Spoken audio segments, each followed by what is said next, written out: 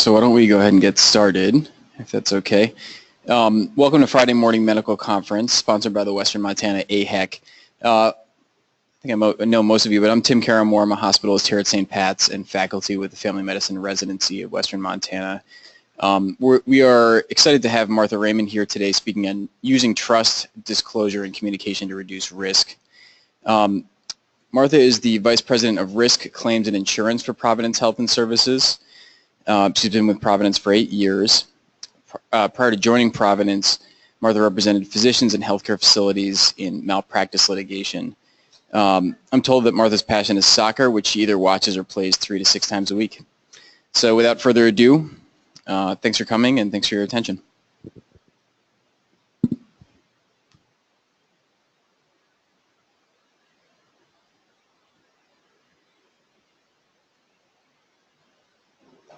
How's that? Can you hear me? Nope. Yep. Okay.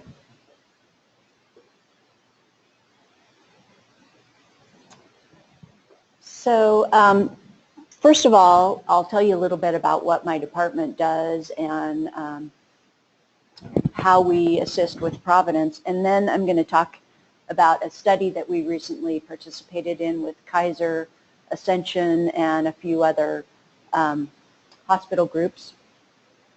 And if we have time in the end, I'll take questions. I know we did have a lively discussion about open notes last night, so I'm, can answer any questions about that or questions about risk in general and what kind of stuff we see. So just to give you some perspective, so my department oversees the purchase of all the insurance for the Providence Health Systems. As it says up there, there's 13 different kinds of insurance that we purchase. These are the big ones. We are self-insured for general and professional liability, and then we have a captive insurance company that sits above that purchases what we call reinsurance or excess insurance. So in order to take care of the money that is in that captive and our self-insurance layer, we have claims managers who deal with all the claims, lawsuits, and potential claims against the system.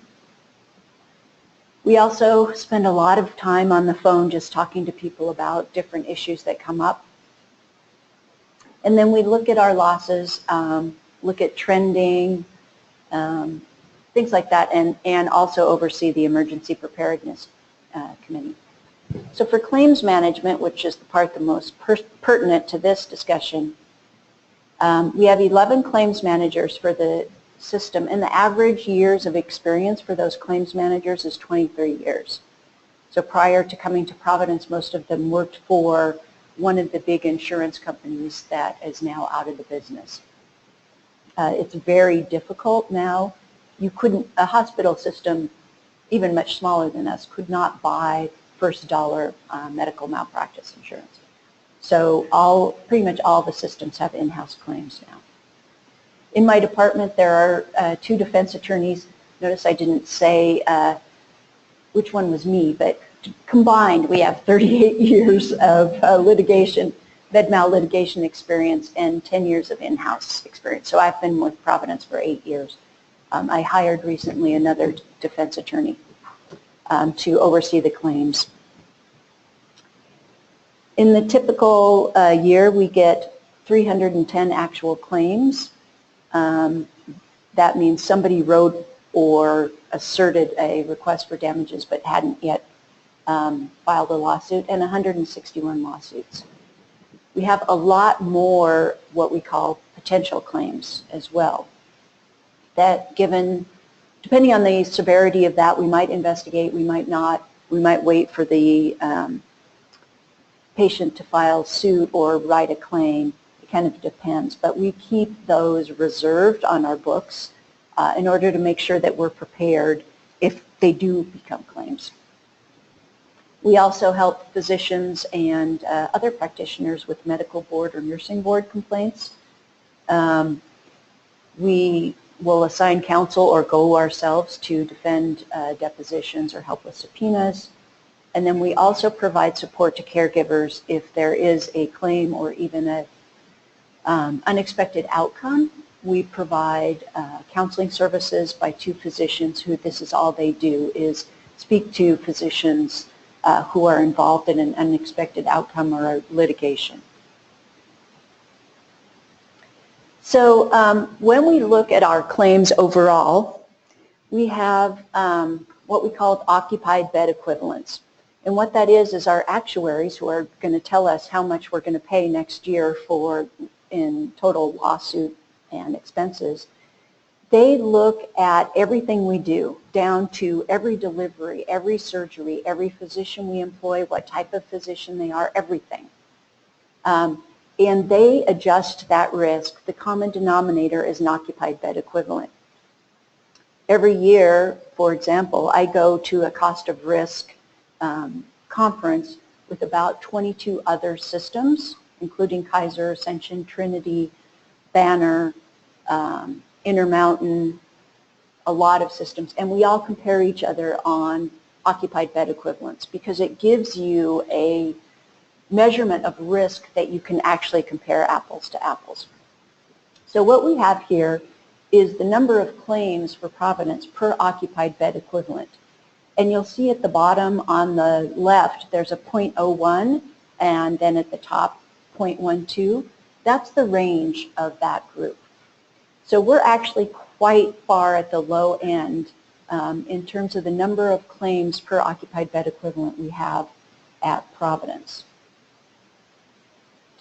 And this is the cost per occupied bed equivalent of not just claims, but also insurance, claims administration, so the claims managers, everything you can imagine that goes into that. And then on the right, I have put the high-low. I couldn't, if I made it actually on the graph, it became so small you couldn't read. But there are some systems that the average cost per occupied bed equivalent is more than double ours and some that are very low. It's mostly jurisdictional. If you have a hospital in Chicago, you know, your cost goes way up. We are lucky to have California that has a cap, Oregon that has a cap on general damages for wrongful death, Montana has a cap, and Alaska has a cap. Unfortunately, Washington has no cap, and we tried to have one and it was ruled unconstitutional. So Washington is kind of an outlier in our system. So it's very difficult to adjust claims when there's no upper limit at all. But I think it gives you a good overview of kind of where we sit. You can see the trend line going up. That is driven primarily by medical costs. So anytime someone claims to be injured and we're looking at future medical costs for them, that is what's driving that and almost nothing else. So you want to look at, if you look at our whole program, the driver of the program is the number of large cases, okay? So most cases that we settle, or if we're just looking at expenses for that case, are down in the $0 to $100,000 range. But every year we have a number of larger cases. So 10 cases, and these are both claims and lawsuits and potential claims, and everything in between. So like in Montana, we have the medical legal panel. That's lumped in with claims. So 10 cases, or 1 to 2% of the total, accounts for 55% of what we pay out. And you can see that's pretty steady here. 2014 was an odd year, but mostly it's those big cases that really drive what we pay. Why that's important and why I want to talk about trust and communication and disclosure today is because it's really not about the medicine. It is about whether the patient decides to sue and what the outcome was, okay? So if you have an unexpected outcome, you may have delivered the best care ever. Unfortunately, the patient's expectations were different, and maybe how you dealt with it afterwards might not have been the best, or, you know, whatever the cause is. But most often in our cases, there was no error. We can go first time to an expert outside of our system, have them look at the care provided, and they will say it met the standard of care, even in those large cases. So I think we have to look a little bit differently at how we determine what makes people sue. And when we compare our data to the UORs or the global trigger tool data that we collect for the system, there is very little connection. So you have a lot of UORs or global trigger tool events that do not become lawsuits, the vast majority of them. So what is it that makes lawsuits happen as opposed to makes errors happen, or that really is about the care? So the number one thing is a less than optimal outcome, right? You all recognize as physicians that, you know, you're perfect is not always going to happen, whether you deliver the standard of care or not. Patients, they have a different view of things. Another thing is emotions in the family. Guilt, I would say, is a driver of so many lawsuits, whether it's the child who never came and saw the parent and now realizes they missed their chance, you know, squabbling among siblings, whatever it is, but guilt is huge. Like I said, unreasonable expectations of medicine and the dying process. We don't do a good job of explaining to people what happens to the body when you die, as you're on the way to dying. And people have this expectation, whether it's TV or movies or what, that you walk into the hospital, you look great, and then your eyes close, right? That is just, if you are in the process of dying over a long period of time, say from dementia, you know, your body starts to give out, things start to happen, and people are not prepared for that. The fact that coincidence, or I'll talk about maybe correlation, does not equal causation. People also do not understand that. And then you'll see there's 3 here that are in italics. And I'll talk a little bit more about those later, but those came from the study that I mentioned earlier. Respect from nurses and other practitioners, the cleanliness and quietness of a hospital, and pain management.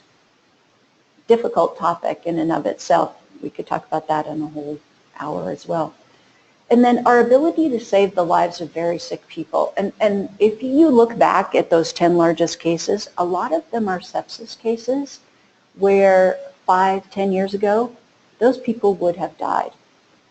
But now we can save them. They're alive, but they have multiple amputations. They are quadriplegics. They need lifetime care. And that's very expensive. And it's hard to defend those cases. Even though we saved a life, a lot of times people can't look past the fact that this person's life has changed forever. So again, 30% of our cases close every year with no expenses, no investigation, no lawyers, and no indemnity payments or settlements. 70% of cases close with no indemnity payment. So we didn't pay anything even to settle the case. We may have investigated it. Of the 30% that we settled, more than half of those had nothing but supportive expert support. Okay? And 50% of the largest cases in the past year that we settled were defensible on the standard of care, but the potential damages were so high, in the 60 to 70 million range, that we had to settle them. So what can reduce the risk? And high reliability, I think, it's something that, looks more at systems and behavior and stuff like that.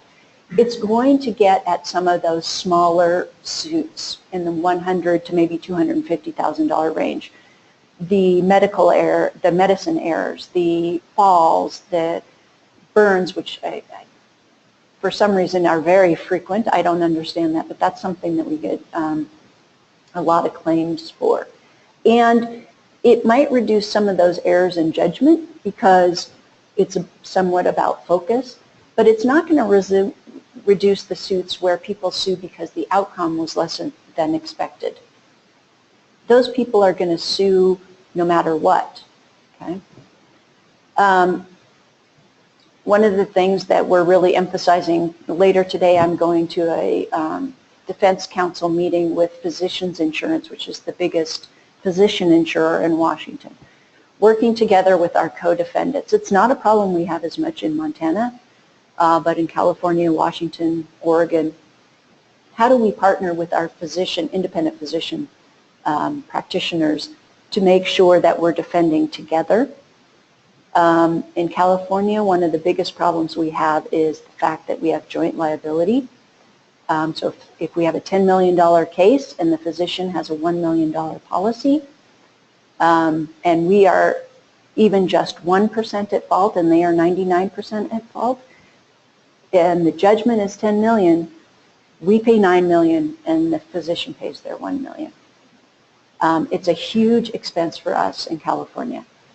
So one of the things we're working on is how do we get them to take a bigger chunk of the pie. And then looking at our claims, one of the things people ask me all the time is, what do you see in the claims? What can we be doing better? Unfortunately, the data is a lagging indicator, right? In most of our states, you have 3 years to sue. California is an exception with 1 year.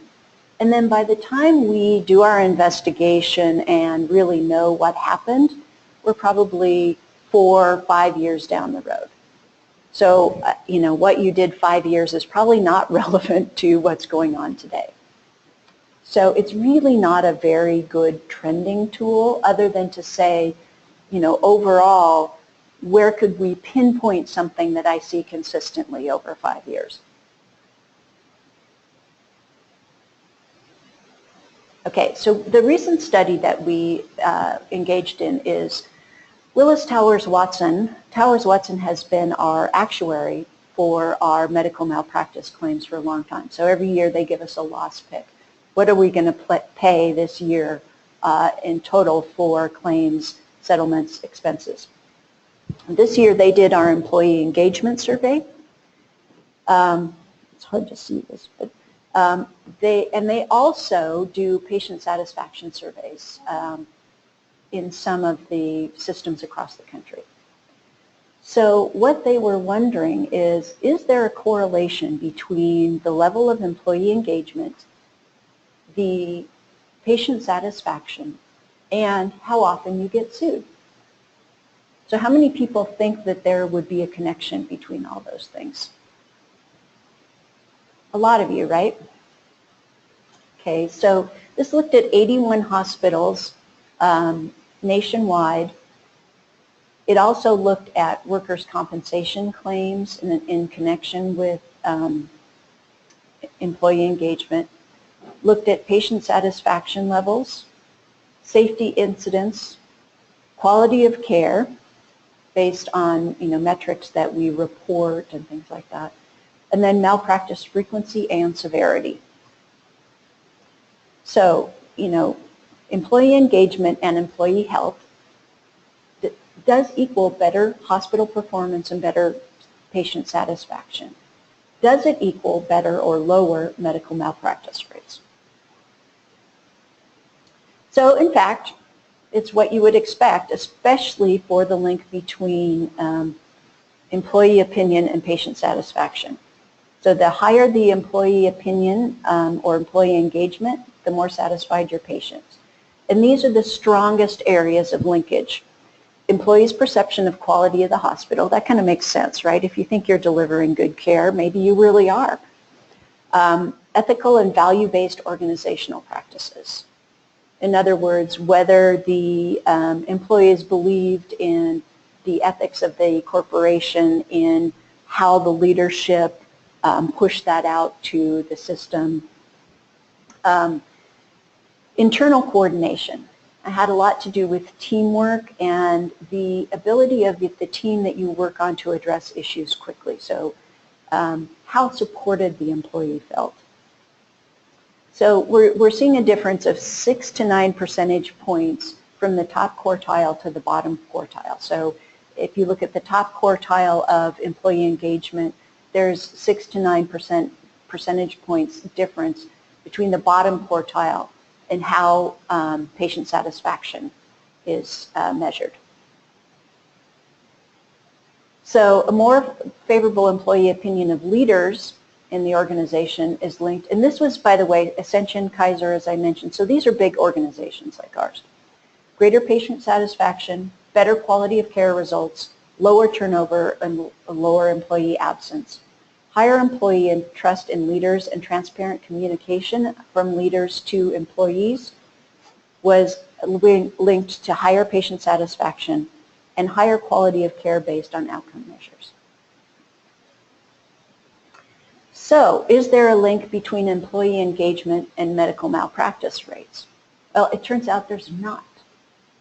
Employee engagement didn't have any effect in terms of percentages with how often you got sued. Lower patient satisfaction is linked with a higher rate of claims, no surprise. The difference was 2 to 36 percentage points. Okay?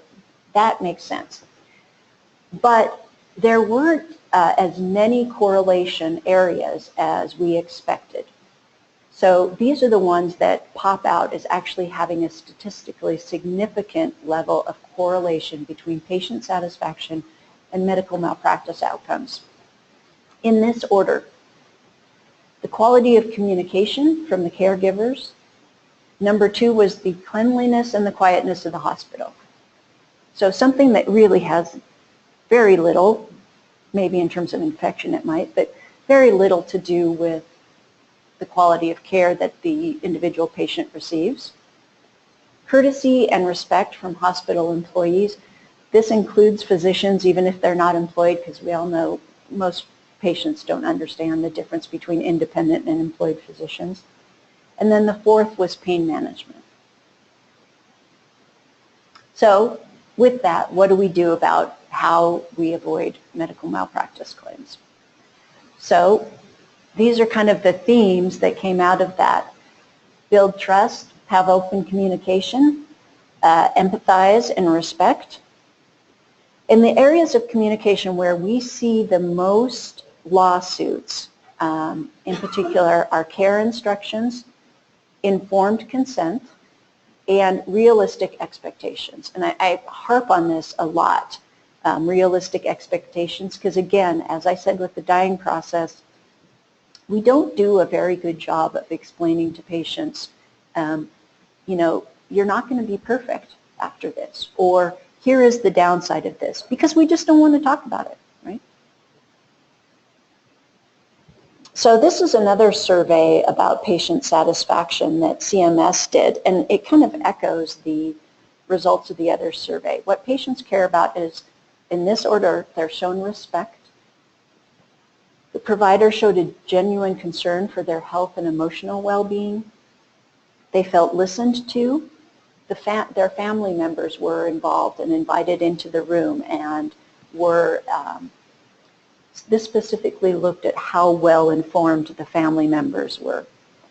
Their questions were answered, they had sufficient time with the provider, and the medicine was satisfactorily explained. So building trust. This is something that I think, you know, some of this you guys are going to think, oh, this is intuitive, but you'd be surprised how many people don't do it. And when we look at some of the patient satisfaction surveys, some of the comments that get popped out, like when on some of our internet sites where patients can, or internet sites where patient can comment, how happy patients are when you come in, shake their hand, sit down, and look at them at eye level. It's huge, and duh, but a lot of people don't do it. Establish eye contact. One of the things that we saw with the implementation of EPIC is that physicians were, patients don't like that. And I know it's difficult, but it's one of those things, especially when you first talk to the patient, because we form our impressions of people's trustworthiness within about 10 or 15 seconds. Look at them, type later, have a conversation. Work to avoid stereotyping.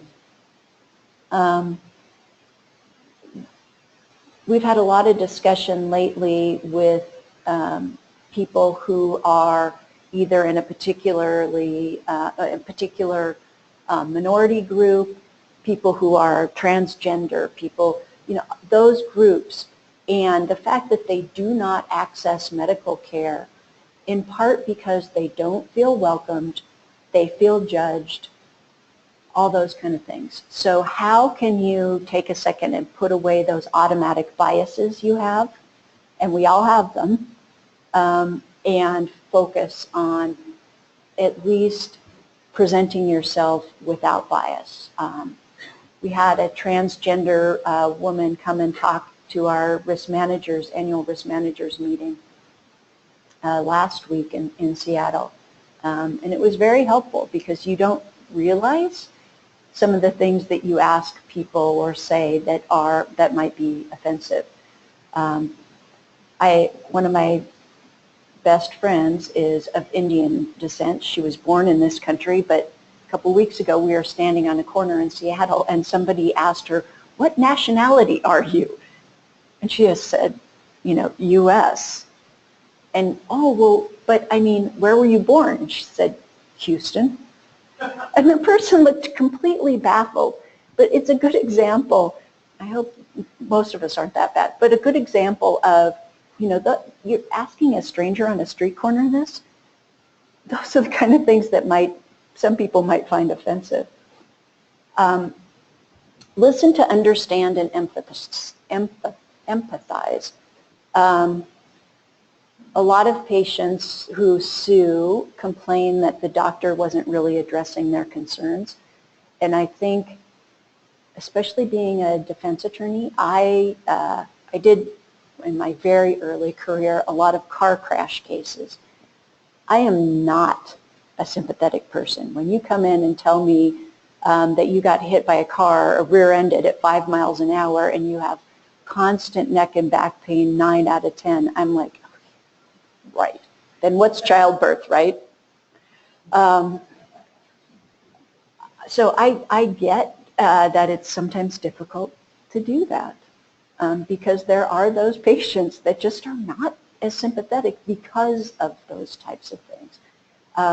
But that's really important, especially to those type of patients, to have them feel that you understand where they're coming from.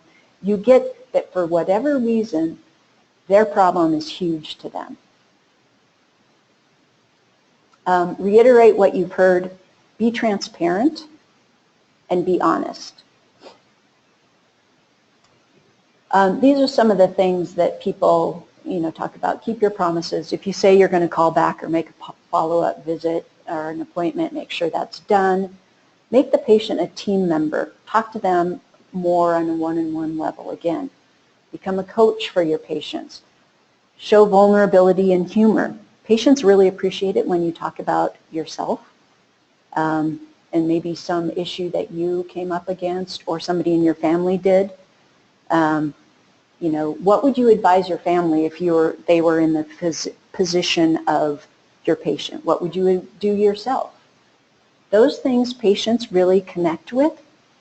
And I think some of us feel like, well, we shouldn't be talking about what we would do because we're the doctor, they're the patient. But it does really help. People also mention that quite frequently as being something they like. Admit when you made a mistake, forgot something, or simply are out of time. So time is a huge issue for patients. I think it's really good to say, like, I'm really sorry, I have a limited amount of time today, but we can make an appointment to talk about this particular problem later. I don't see it as something urgent, so let's talk about it again, rather than saying, I gotta go. So there's 3 types of listening: listening for content, critical listening, where you're evaluating, and empathetic listening. You need to use all 3 when you're communicating with patients. So communication. I liked this one down in the corner. This gate must be open or shut at all times. So apparently ajar is not an option here. It's either one or the other. You can't be anywhere in between. So these are some statistics about communicating with patients. 80% of what doctors tell their patients is forgotten as soon as they leave the office. Okay. This is why after visit summaries are good. It's an argument that I would make for open notes as well. 50% of what is recalled by patients is incorrect.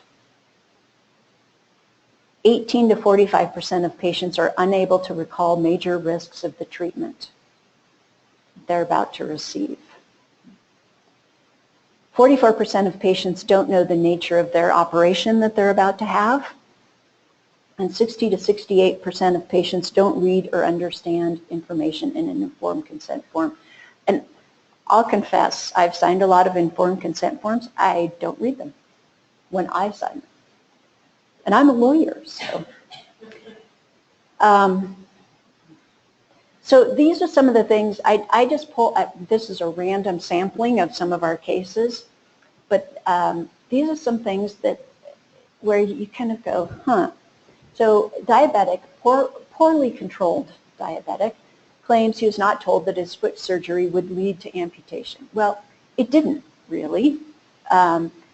He got an infection, and once he had, a toe amputated, well, a while later he had to have a foot amputated. The two were not connected, but somehow he missed the idea that if you don't control your diabetes well, and you don't see your doctor frequently, you can get an infection as a diabetic that could cause the amputation of your leg. So again, there was a motor vehicle accident patient who came in. She had some bruising, seatbelt bruising. She claimed she wasn't told that she might also have internal injuries and would need to come back if she started to have other issues. I mean, all ED physicians know when the patient leaves the ED, what do you tell them? If things get worse, come back. Okay. 83-year-old woman claimed she wasn't informed that the surgical repair of her broken wrist might not restore full function. I broke my wrist. The doctor was very clear to me that, unless I was a, concert pianist, I wasn't going to get full function back. Yeah, the range of motion is a little bit different. So what is it that this woman didn't understand or didn't hear about that? There's another case where the patient said that she was never told that you weren't supposed to leave the old fentanyl patch on. She had like 8 fentanyl patches on. So something that seems pretty obvious to most of us.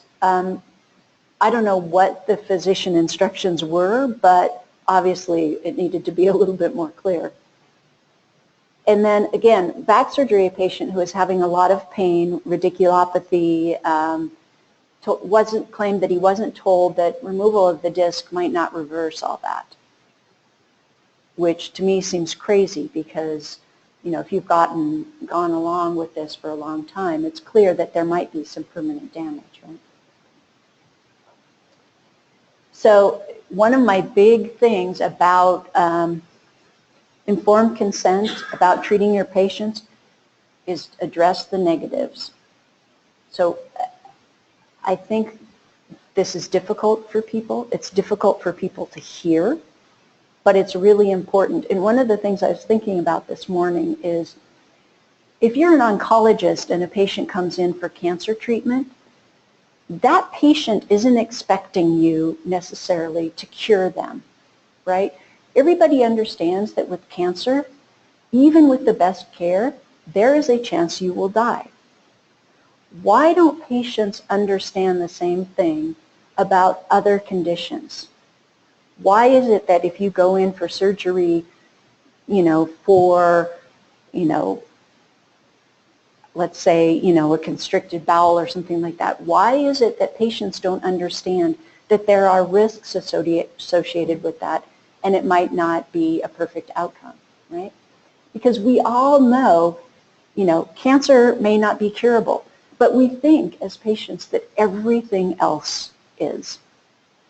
So you have to be really clear about what are the risks here, what are the downsides. One of the studies that was done that I don't quote in this presentation looked at video informed consent for patients where they talked about over and over again the risks, and the rate of patient refusal to have the procedure, the surgery, was 30% higher in those people that rated themselves of actually understanding the risk after that video consent, informed consent. And, I think what's important is that if we really tell patients the true risks, yes, they might not have the procedure, right? But isn't that what is important? And that is what will lead to fewer lawsuits. Because it's really about understanding. So, how much, I know it's on the typical informed consent form, but how much do we really talk to patients about, especially if they're obese, if they have a cardiac condition, the fact that there is really a risk of death during anesthesia, right? The possibility of pressure ulcers in people who are deteriorating. And I would say also people who have dementia and falls. It's very difficult to prevent those things. My mother was a dementia patient. At the end, her bed was on the floor, and she was still trying to get up. She fell several times, and I can see how patients and family members get concerned about that. But I knew from working in this line of work that that was going to happen. So I had different expectations. Parents' wishes. Sometimes you have to spend a little bit more time with family members, especially if they're out of town, talking about the fact that people have wishes that about how they're going to die that they have already put in writing, and those have to be honored regardless of what the family members think. We have a lot of cases where people complain that their loved one fell in the hospital and we should have put them in restraints. We need to explain to people that this happens and that there is an issue about just putting every person who's a fall risk in restraints. We're not going to do that. And how much, we have to have respect for our patients. Obesity, also a huge thing in a lot of our lawsuits. The risks of infection, how much that is increased, cardiac issues, pressure ulcers. I think people need to understand that they are at higher risk. I had one case when I was outside counsel where a woman went in for an amputation. She had fallen, had compartment syndrome. She weighed 585 pounds, shorter than I was.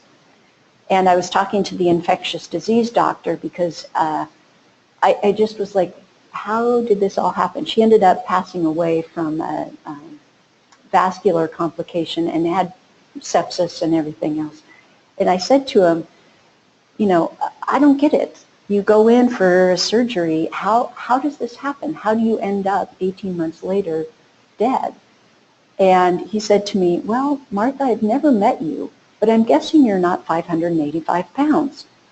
And I was like, oh, okay. There's a difference. And I think people need to understand what those risks are. The other thing is when you talk to patients, everything has a risk. And when we talk about do no harm, right? But when you give somebody an injection, it hurts, right? That's a harm in and of itself. So what you're doing is constantly balancing the harm versus the benefit. And how do you convey that to your patients? How do you convey the risks? How do you convey your balancing test that you went through? One of the things that we see with some frequency is that there are antibiotics that have a risk of tendon rupture, right? It's a very low risk. And what is the possibility on the other side? Well, if you don't treat an infection, eventually people usually die, especially some of the infections we're talking about. Okay, so how do you explain that to a patient in a way that they really understand so that they don't come back and sue you?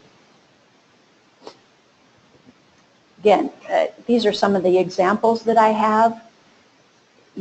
Dementia patient in hospital, and the suit involves our failure to treat COPD. Patient on hospice receiving pain medication, the complaint from the family member when the lawsuit was filed that the pain medication hastened her death. Well, it might have, but would you rather have her be in pain?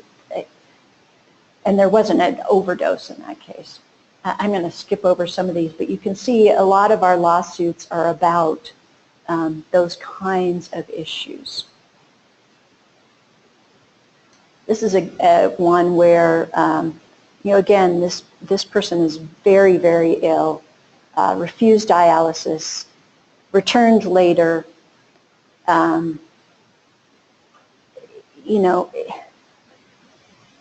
This is a lawsuit that's going to be very complicated to defend, but this person was dying, and what was it that we didn't convey? I just love this cartoon, so I had to figure a way to put it in here, but this is the way people think. You saw this with vaccinations and the whole autism scare. People don't understand the difference between correlation and causation.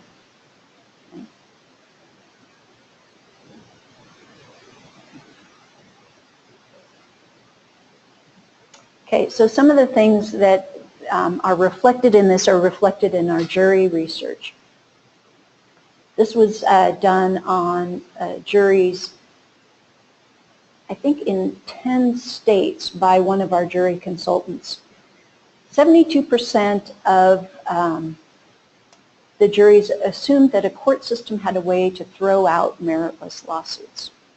72% felt similarly that if a case makes it to the courtroom, they assume the plaintiff's side has merit. 64% agreed that they would give money to pay for plaintiff's medical bills even if they didn't believe that the defendant was at fault. This is why we settle cases. 46% admit sympathy would affect their attitudes even if a judge tells them it shouldn't, which is in every jury standard set of jury instructions. And 38% would decide a case not based on the law, but instead what they believe is fair. It's kind of scary. And I think, it's what is the downside risk for us. When we're talking to a doctor about settling a case, this is what we're looking at and why sometimes we have to settle cases even though we know we provided the best of care, because we're risking a huge amount. So I wanted to talk a little bit about disclosure because I think it goes along with this theme of open communication. We have seen in our cases that doing disclosure prevents lawsuits. It's as simple as that. We still often settle those cases, but we avoid litigation If there's no written claim, we don't have to report the doctor to the MPDB. And we don't incur the level of legal expenses. I mean, it costs us hundreds of thousands of dollars to take a case to trial, a medical malpractice case. So even though you may still pay something on the case, you're avoiding costs and you're avoiding litigation. And any doctor who has been through it will tell you that it is an awful experience. So it doesn't equal an admission of fault, okay? But disclosure is really about talking about what went, not what went wrong, but what the outcome was, what we know, and expressing that when the outcome is not optimal, even if it had nothing to do with your care, that you really feel bad for the family that this happened, or for the patient that this is the outcome. And to answer questions. And most people will tell you that one of the reasons they sue is because they don't want to see this happen to somebody else. So disclosure is really anytime you have an unexpected outcome. So you go out, you talk to the family, or you go in and talk to the patient about how things were not perfect, okay? Not that anything went wrong, but the outcome wasn't what we had hoped for. That should be done immediately upon knowing that that's the case. You may not know what went wrong, and you may never know. But it's important to go in and have an honest conversation as soon as possible. Usually, we want to promise the family that we're going to investigate. And investigate is kind of a bad term, but we're going to look into it more. We tell people usually you want to do this and have that wrapped up in 72 hours. A lot of times that's not possible. You can come back and say, we just don't know. You know, and I think when you talk to the patient or the family the first time, you have to explain that we may not know the answer to this. Medicine is not one of those things where you always know what went wrong. You could have opinions.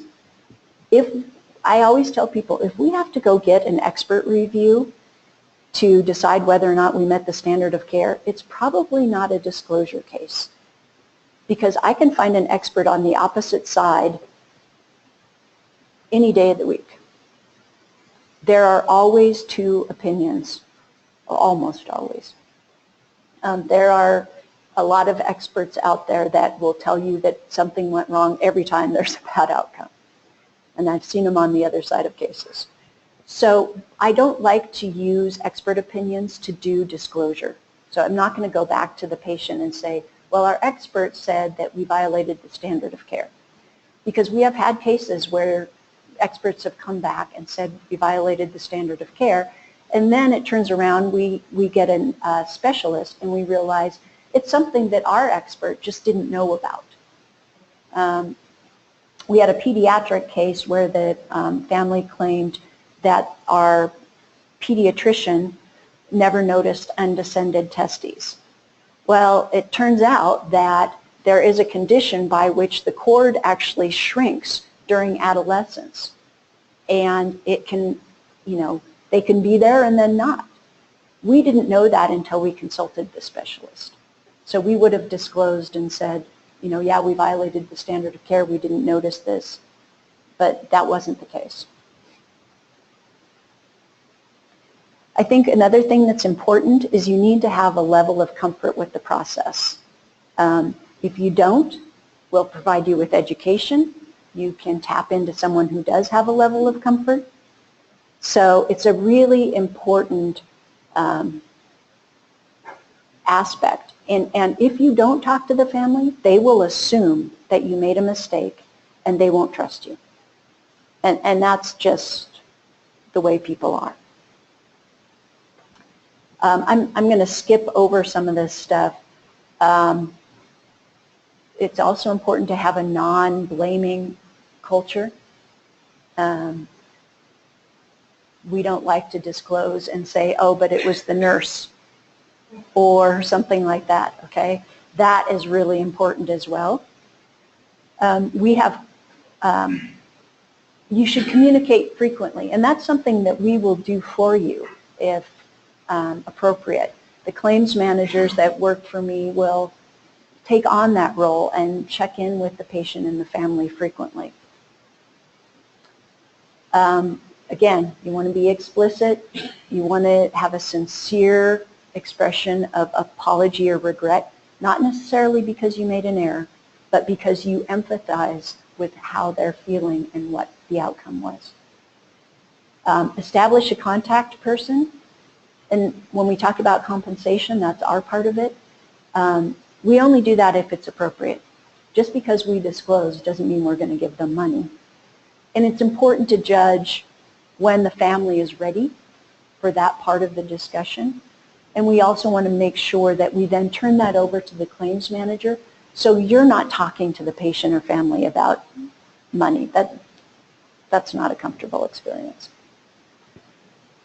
So behind the scenes, some things that are really important: hold the patient's bill, hold fundraising calls. We've had cases where we've been really close to settlement, and somebody called and said, you know, I understand your mother was in the hospital, would you like to donate? And they're like, my mother's dead. And the settlement broke up. Okay, so, and then, you know, we always look at expert opinion to confirm what our suspicions are.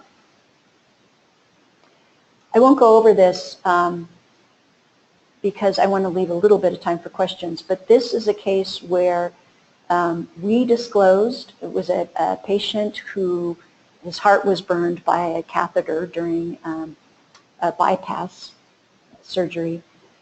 The manufacturer ended up not playing nicely, did not tell the patient what was going on, never disclosed to us or the patient. They had had this happen before with their equipment. We immediately went and disclosed to the family, paid for the patient to be transferred from Everett to the UW and be in a coma and wait for a heart transplant. We gave them an open checkbook. We don't care how much it'll cost, we'll pay for it. Got the family an apartment that they could use occasionally in the U district. Helped with some of their bills because he was the sole income earner. We investigated, we tested, we kept in touch with the family. At trial, the jury awarded $48 million to the manufacturer of the equipment and awarded us enough to cover the cost of the medical bills that we had paid, to cover our attorney's fees, and to cover our other expenses. Because we did the right thing, and it was only about that. So I think that's a good example of why disclosure is so important. So I'm almost out of time, and I would welcome any questions people have.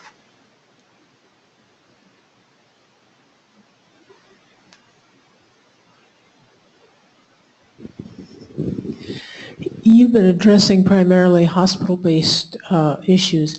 Do these generalize to private practice offices? Because the time constraints that we've built into private practice make these things really tough. Right, and I think in general, yes. I mean, the why doctors get sued, yes, definitely. I think it's all about that first 10 or 15 seconds and how you talk to a patient and how you leave the visit. You know, it's really about, look, I'm sorry, I really don't have, you know, enough time in the day, but I am happy to have you come back and we can talk about this more. I think that is really, you want to express that you would love to spend more time with them, but you've got other patients that you have to care for. And I think people are becoming better about that. And in terms of disclosure, I think you would want to set up a separate meeting if you miss something. Does that answer your question?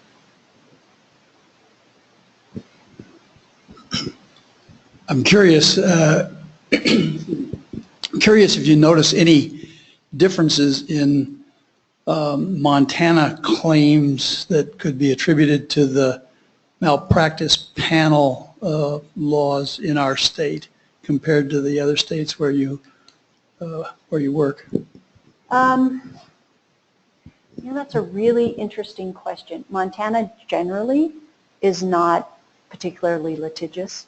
So if we look just at lawsuits and how frequently people file lawsuits, Montana is not in the litigious part of the country. It's just the Midwest, people just don't sue as much. So it's hard to say for sure.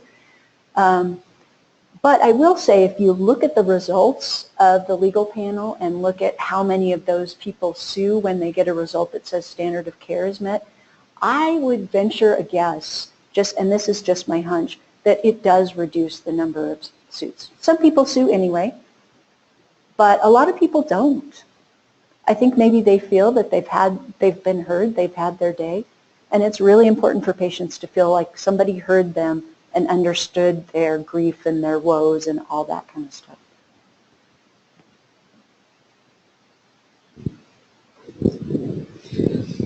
It's fascinating to me as an old-timer hearing you talk about this and making it really clear that these suits have virtually nothing to do with failures of the profession.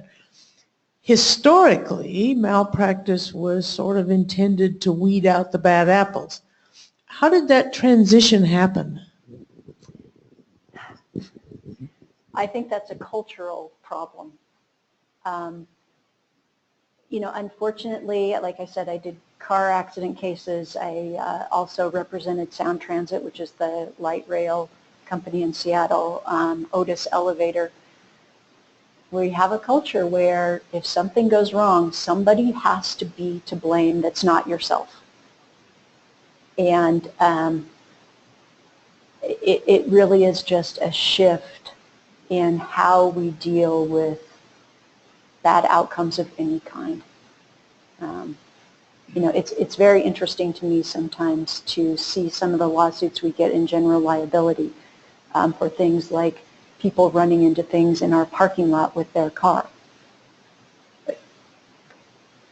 How is that our fault? It is really a cultural shift. And there are a few doctors that we see who are repeat offenders who probably should not continue to practice or things like that, but those are, by far the minority of physicians that we see. We all know doctors who shouldn't be practicing. I know. People love them. Yeah, I'll tell you, there's some charming physicians who get away with stuff that...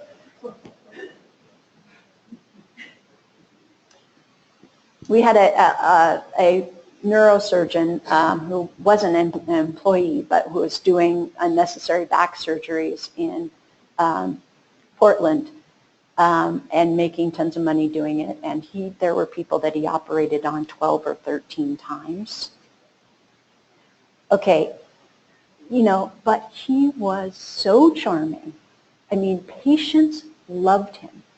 And, you question, like, when you're going in for the 13th surgery, aren't you thinking, maybe this isn't working?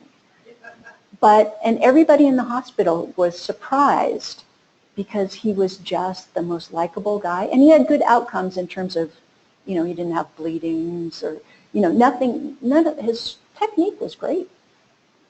It's just that he was taking advantage of Medicare and workers' comp and all those kind of things. So, yeah, it has a lot to do with your personality, unfortunately. One of the things we talked about was making sure there's effective corrections on discharge. And I don't know if your office can see the challenges that we have with our ABS veteran advent, that it is 2 weeks long, but it's information that the patient may not even really know about. Yeah. We can have this conversation about how to do that. Yeah. I'm not a fan of Epic, period. I understand it has to exist. It's the printed record, and this is included, the after-visit summaries. It's useless. And it's really difficult. And yes, we have asked for there to be a way to condense the information or to highlight the information. And it's basically Epic just, you know, they have a monopoly, and they don't really see those things as being important. Epic was not designed to be used in printed form in any way. And so the AVS is a good example of that. You know, it hasn't been a frequent issue in lawsuits, just the summary itself and how it's communicated. But I think it's really important to, you know, emphasize what is in that summary to the patient, you know, on the way out the door. So yeah, that's a problem. In the same way, you see an ethic, stop the population forward part of it, and sometimes you may see certain things very much the same, and there's not much new in that. Opportunity, they don't really, does that come up? It does. Once you're in a lawsuit, it comes up. If you never get to a lawsuit, people, you know, no one knows, and it's, you know, everybody knows what's going on within the healthcare profession. If you're in a lawsuit and one of the issues is, you know, did you actually assess the patient, then yes, it's difficult to defend, very difficult. You have to have a physician who's a good witness to be able to explain how important it is to spend your time actually assessing the patient, which sounds obvious as well. It's also difficult. I mean, we've had cases where, you know, there's been copy and paste and somebody has been 28 weeks pregnant for 18 months. You know, you got to be careful. So yeah, I mean, I always tell people I understand the usefulness of it, and I wouldn't say, you know, get rid of it. But just remember that when you're sitting in the witness chair, it's difficult to defend, and you have to think about that as you move through your day. I think we're out of time. So thank you, Martha.